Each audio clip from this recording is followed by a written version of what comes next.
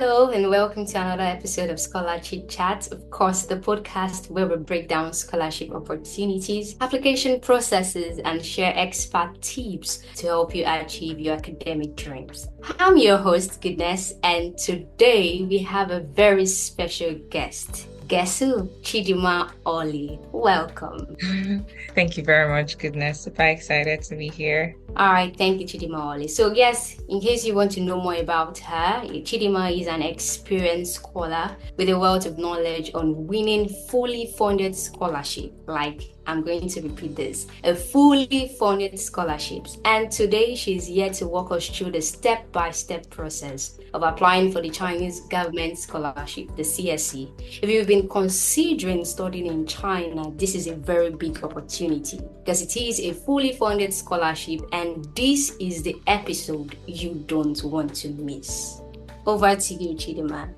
Thank you very much, Goodness. I'm very excited, and I always consider it a huge privilege to be able to share insights on how to navigate very different scholarships, to be it CSC, as we're going to be talking about today. I always find it very interesting, and I would say a privilege really to be able to share about the scholarships application. So I'm happy to share insights on how to navigate the CSC scholarship application successfully. All right. So before we go into the application steps, let's quickly take a purview of you explaining what the CSC scholarship is all about and who is eligible to apply. Sure. So the CSC scholarship, it's offered by the Chinese Ministry of Education. So it's a fully funded program for international students who want to either pursue undergraduate studies, master's studies, or degree studies in China. And the beautiful thing about the CSC scholarship is that it covers tuition, covers accommodation, it covers health insurance, and a monthly stipend. I know,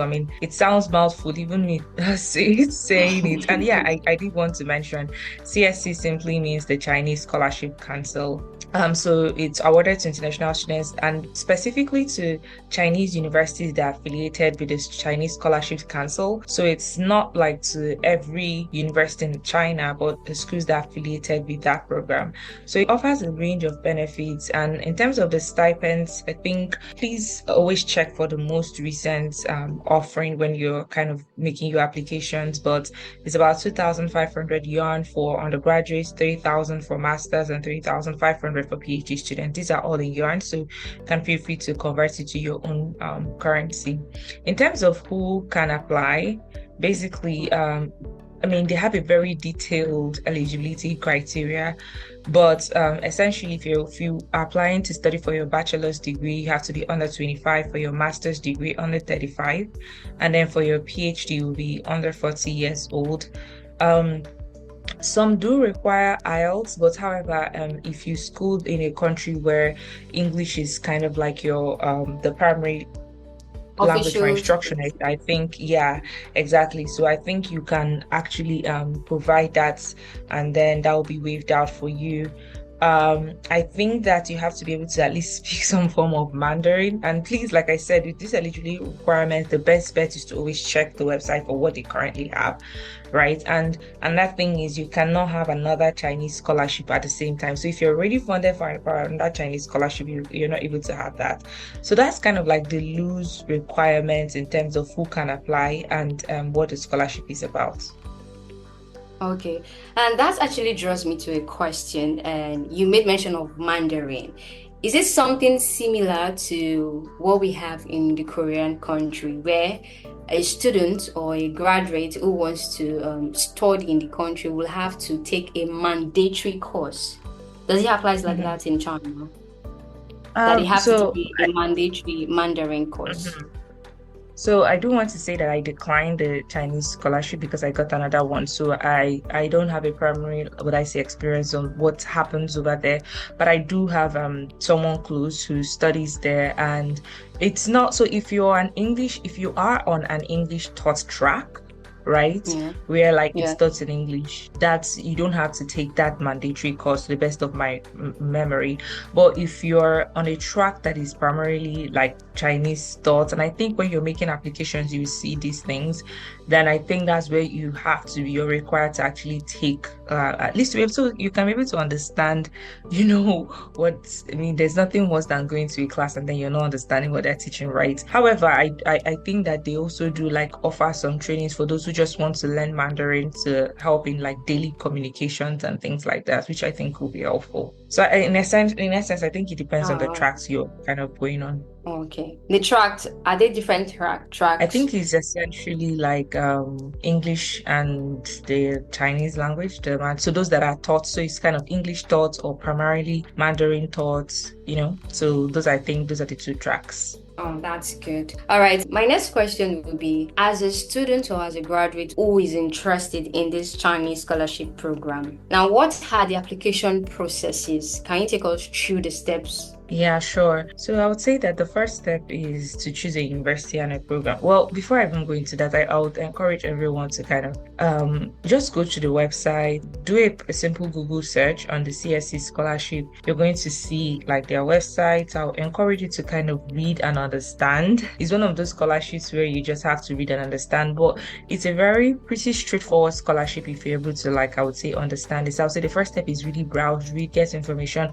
You can watch YouTube videos. Like, I'm pretty sure that there are lots of YouTube videos where they kind of walk you through the step-by-step process. You go through their online application system, right? So I think the process starts from December to April every year generally. But please, like I said, check the most recent thing anytime. So the last day to apply in different universities is so you're applying for the Chinese scholarships, and then also for the university, application for the university is a little bit different. And I think I'll kind of throw more light into this as we go forward. But to backtrace a little bit, do your research, read up, and then you choose the university and the program. So I think by the time you go to their scholarship application system, you're going to see a place to select universities, right? So, and that's where you kind of research comes back. So when you click on the link, there's a particular link there where you're going to see different universities. So for instance, I applied to Peking University. They had an executive master's in public health program. I went to the Peking University. I did my research about them. There are lots of universities. There's Fudan University. I know universities that are kind of into public health. Fudan, I know Fudan. Peking is like the Harvard of the US. It's a very good school. I know someone who is in Hohai University. So you just kind of read up on the schools themselves, find out what exactly that they are actually doing. I think I said this before, not all universities in China offer the CSC scholarship. So you must check the official list of the CSC universities. Remember, we said that the Chinese CSC means the Chinese Scholarship Council. So it's not every school that is registered under CSC. So find out the universities that are registered under CSC, which you will see on their website directly to a link on that. So select 3 or 5 universities, right? It kind of helps you to increase your chance of being on being accepted. And like I said, you can find the university list on the CSC website or on the individual university portal. So let's say, for instance, you've always heard about University of Peking. On their portal, you will see, like, typically, I think there's a place designated for scholarships. If you click on that link, they kind of like open you up to different scholarships available. And if they are a CSC affiliated school, it's going to be there. I think that when you want to kind of like what I say, the strategy in terms of selecting universities, I had a mentor who kind of gave me a good strategy for some of these things. You first of all select, like, maybe 2 would be, if you're going to select out of 5, 2 would be like the top universities, and then maybe the rest of the 3 can be like average to low, so that it kind of increases your choices. In most cases, most of these schools are actually very good schools. So after finding the university of your interest, you go to the CSC portal, you register, fill out the application, and you need to create a link on the CSC application portal. I don't know how we're going to be able to like include this link, but maybe when we're putting it up on sharing the episode, maybe to be attached to it. Yeah. So once you register on the portal, you're going to see an option to select 3 scholarship categories, right? A, B, or C. So the type A scholarship requires you to apply to the Chinese embassy in your home country. I recall that for me, I chose one type A university. I can't remember the name right now. So what that meant that I printed all the documents that I needed and I submitted it to the Chinese embassy in Nigeria. I never heard back from them. and I wouldn't encourage you to do that. The type B is that you apply directly through Chinese universities yourself, right? I think that was the option that I went for. Most students actually like will choose type B, right? And then type C is applied through other Chinese institutions. So I think that's pretty much the first two steps I would say in terms of getting your feet wet. All right, so let's get this thing straight and get more clarity. The Chinese scholarship, first of all, is it a government-sponsored scholarship? Yes, it is. All right, and is it fully funded? Like, does it cover Yes. everything, It both covers your everything. flight I think ticket? the one thing it doesn't cover, and I think I was going to say that doesn't cover your flight. So what it covers was tuition. What it covers is tuition, your accommodation, your health insurance, and a monthly stipend. So essentially, it covers everything that you need once you arrive. Well, anything before that, it doesn't. Is there an application fee to that? No, there is not. So that means the application fee is totally free. Yes. Now, this, like I said, please always check the most recent, things change. People revamp their process. But as of what I know currently, there's no application fee. All right. Then concerning the three ways you gave, the embassy, then applying through the two other means, which one do you think is the most suitable, the best you would advise an applicant? I think I kind of hinted towards that when I said that most students apply for the type B, which is you're applying directly through the Chinese universities. In my own experience, I did both A and B. I never heard back from A, which is the one in my home country. But I mean, Nigeria is a very different country from other African countries where maybe different people are listening to. So, but I think I'll tilt towards just applying directly to the Chinese universities, which is the type B. That's very good. So thank you. You've actually really said some of the succinct things that all applicants will actually need. So let's move to the document. What are the required documents as an applicant will be in need of? Sure. I mean, there's essentially almost the same thing as what like you would see. So I do want to say once you select the category, you're going to fill out the form. So it's always good to have your personal passports, your passport close to you, your academic background, and that's where you're also going to fill in your preferred universities. So in terms of the prepared, the requirement, the documents, obviously your CSC application form, which you will submit, your academic transcript, and certificate, it must be notarized. I had to notarize mine. So if you're like in Abuja or like, I mean, depending on where you are, you should just go to, I think I went to the court. Yeah, I think education. I can't really, honestly, I can't remember. Please just check out the notary process. I think it's Ministry of Education at Abuja. Oh, okay. So it's pretty straightforward. You notarize it. Your passport must be at least valid for a year. Some of them do require you to, I know I wrote a study plan and research proposal, but it's very straightforward, kind of like who you are, your interest, what you want to do. You have to have 2 recommendation letters from your supervisors or professors. These are primarily, typically academic recommendation letters. Language certificates for the English taught track. Like I said, if you have an exemption, if you are taught in English, you can get an exemption from that. And then medical examination. Yes, this is probably the different part. So on the form, you're going to see where you will download a medical examination form. So the medical examination form has like a list of the different like tests you take.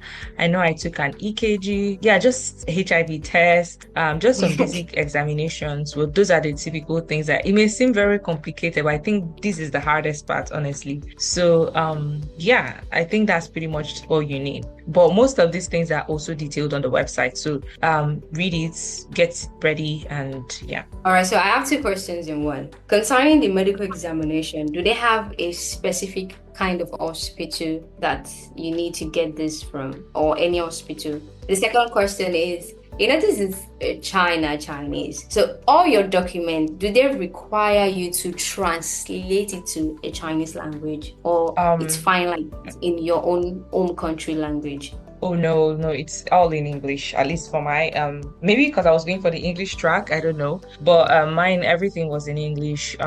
So there isn't really a specific hospital. It doesn't have to be specific because I know I went to a private clinic and that was fine. Okay. So after submitting the application to universities, what is there any other required additional application that they need to? Yeah. So after you upload the documents on the CSC portal, like many universities will require like an additional application on their website. So it's always good to see. So everything I talked about that you're going to upload is on the CSC portal, right? So remember how we started. You choose the universities you want to, you then go to the CSC portal, register, select the type you want, upload the documents. But while you selected the university, it's always good to kind of look and see, okay, does this university require an additional application process? So if, for instance, I chose Peking University, I can't remember right now if they require an additional application, but it's just good to just go to their website and it's pretty much there. Just check, and yeah, after that, if there's an extra need, you will submit it there. One thing I do know that Peking did for me was that I was invited for an interview. So I had an interview. So my interview was a very funny process. I remember the day I had the interview, I was like, gosh, I don't want NEPA to fall my hand. So I found a place in Abuja that you could rent for like an hour or two. I went there and they didn't have lights. Or they were not, or I was like, what are you guys saying? You people on your website, you said you could pay for, like, this is your workspace. So thank God, I had to go to a random, because it was like a plaza. I went to a random man's office. I knocked. I was like, please, I have an interview. I need to stay in your office for this interview.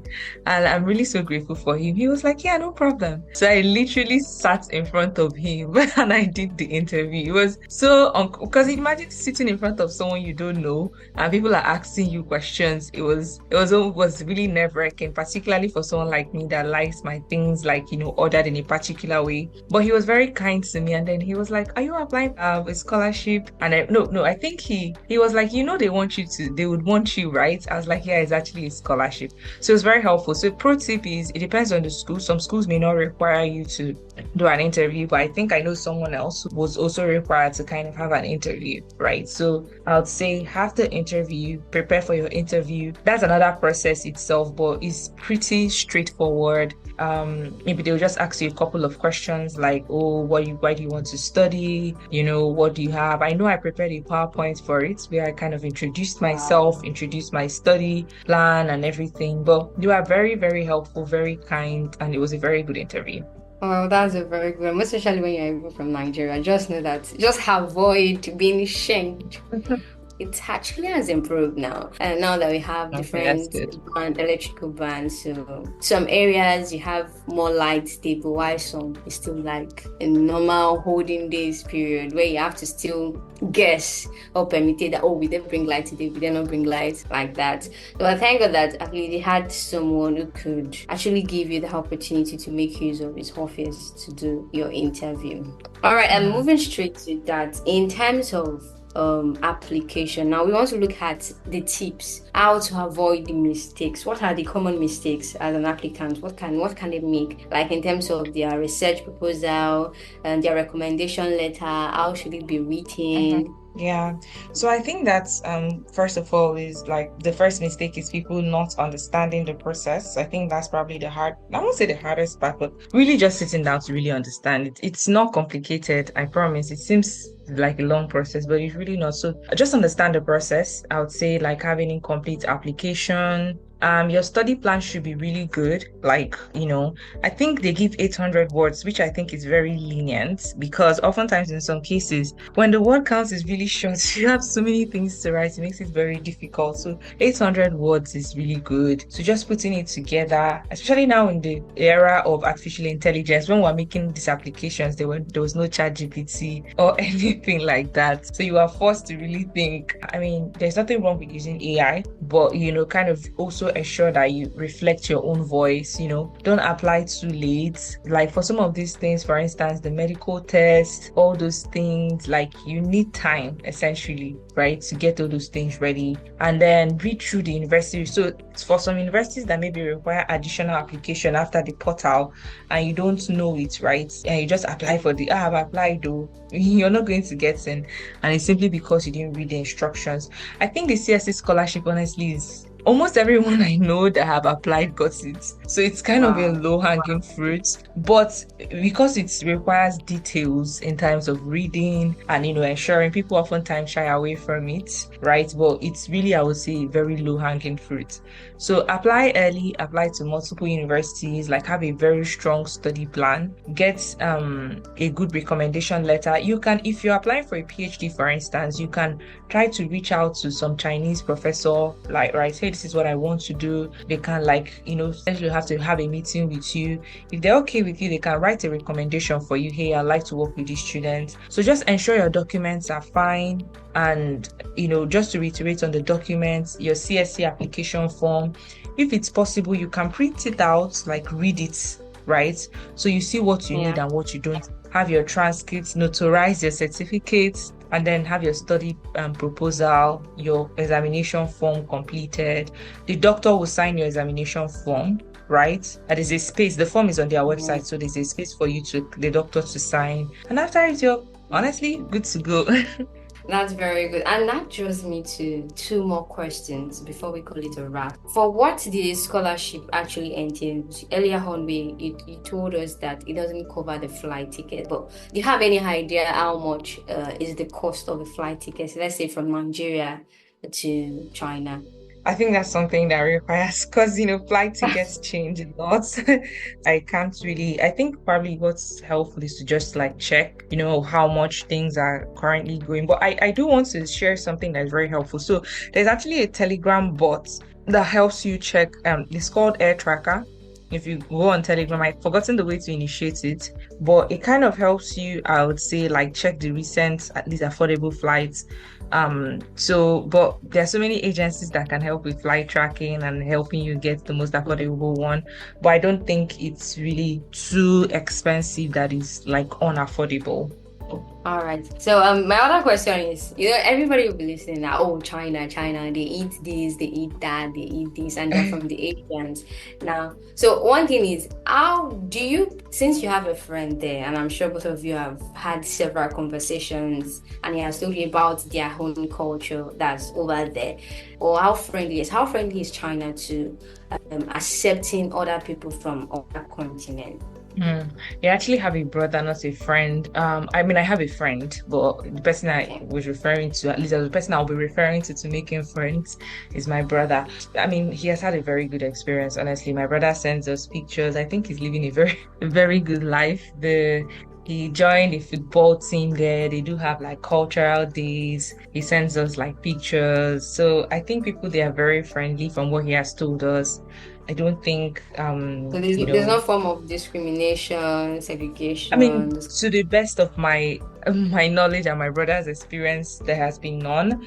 He has like football teams like with Chinese, and they attend conferences together. So I think his experience has been pretty good. He has never complained to us about any form of racism, if that's maybe where the question was getting at. But yeah, I think he's had a very good experience. Honestly, I think that generally people are kind in every population. You always see people who probably would treat people less kind for one reason or the other, but I think he's had a very good experience, and yeah, he's happy, so Okay, so one last golden word for our listeners.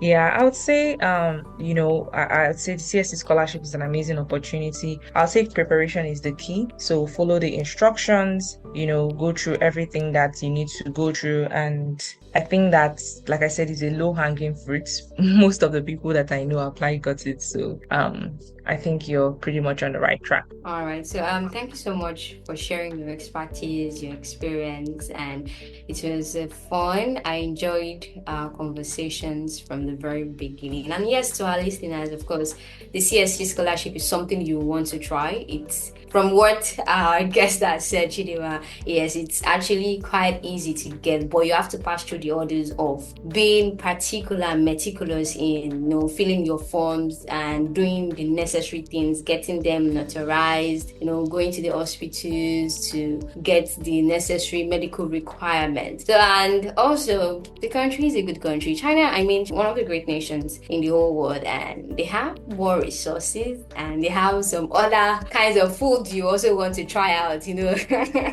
like their cultural foods. I don't know, well, maybe Chidinma has tried one of their foods before, because for you to have shown interest in China, probably you are used to some of their dishes in their country. Well, I All haven't right, actually. I haven't tried Chinese food, but but yeah, you want I to think try everyone, one. hopefully one of these days. Yeah, but I think it's something everyone should give a shot. Yeah. So the CSC scholarship is actually a great one. So, and don't forget, not all the schools are actually liable for you to apply for this scholarship. So you just have to do your research. You go through the CSC scholarship website to have the salient and important details in filling out your forms. And don't forget, don't go through the embassy in Nigeria particularly, because you might end up not getting a response. And try out the other methods. Yes, and thank you for staying up till now. Don't forget to share this episode and follow ScholarChitChat for more scholarship tips. I'll see you in the next episode. Bye. Bye. Thank you so much for joining us on this episode of ScholarChitChat. If you found our conversation insightful and enjoyable, be sure to hit the like button and subscribe to stay updated. We've got a lot more in store and we don't want you to miss out. We are always diving into topics like this: academics, scholarship, professional life, and the international student experience. It's what makes Scholar Chit Chat your go-to podcast for a fresh perspective. Also, don't keep all this wisdom to yourself. Share this episode with your friends and family who could benefit from it. We are building a community of learners and would love for you to be a part of it. Your thoughts matter to us. We want to hear from you. Drop your comments and questions in the chat, or send your questions, suggestions, and comments to scholarchitchat@gmail.com. Your input helps shape the future of ScholarChitChat.